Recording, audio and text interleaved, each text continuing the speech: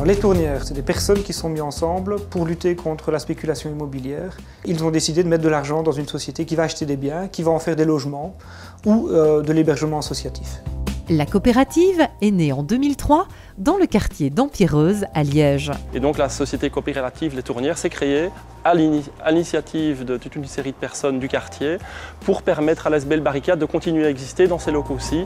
Si une telle mobilisation est née autour de Barricade, c'est parce que le centre culturel est un véritable moteur pour un grand nombre d'actions citoyennes. Mais Barricade, ce qu'on fait essentiellement, c'est de l'émancipation culturelle. On travaille sur l'égalité homme-femme, les logiciels libres, on fait du théâtre-action. Et puis on accueille plein d'autres collectifs qui n'ont pas de locaux en propre. Donc c'est une espèce de foisonnement d'activités qui se déroule ici.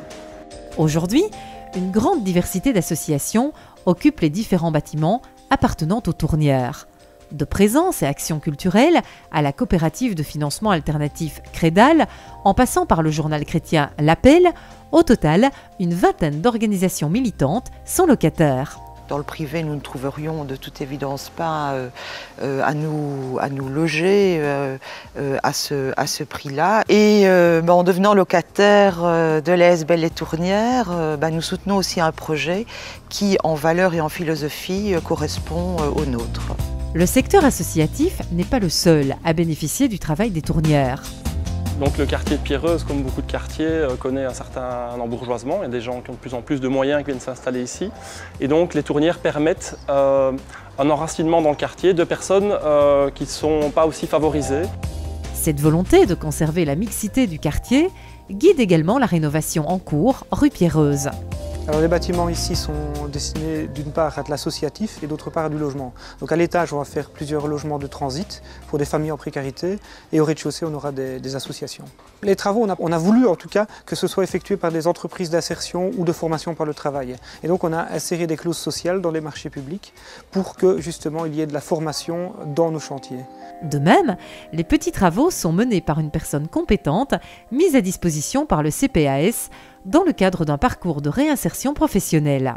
Un emploi particulièrement valorisant. C'est très particulier parce qu'on me fait confiance, donc on me demande de faire du durable et du bon, donc c'est facile. Les tournières prennent également en compte le facteur environnement dans ces rénovations.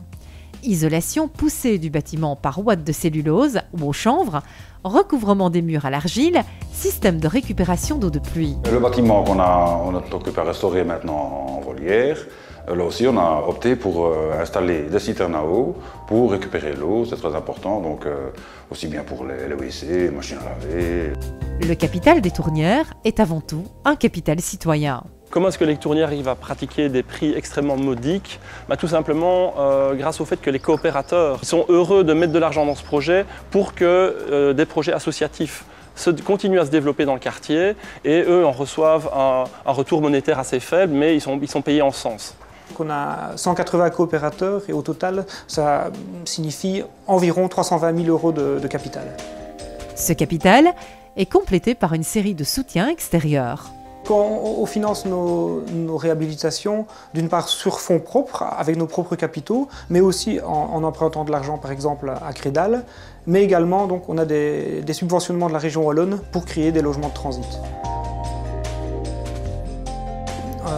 Pour ce qui est des décisions au sein de la coopérative, sur les questions d'importance, on se voit et on organise des assemblées générales extraordinaires. On en a une sur la croissance, faut-il croître, ne pas croître, faut-il distribuer des dividendes ou pas. Et donc on a ces débats et on les veut, ce n'est pas toujours facile, mais c'est intéressant pour faire vivre la société. Si aujourd'hui l'objectif prioritaire des tournières est de terminer les travaux en cours et d'atteindre une autonomie de fonctionnement grâce au loyer perçu, d'autres projets citoyens viennent déjà toquer à la porte. Ce matin, par exemple, j'ai été visiter une école parce qu'une crèche désire s'y implanter pour créer un nouvel espace.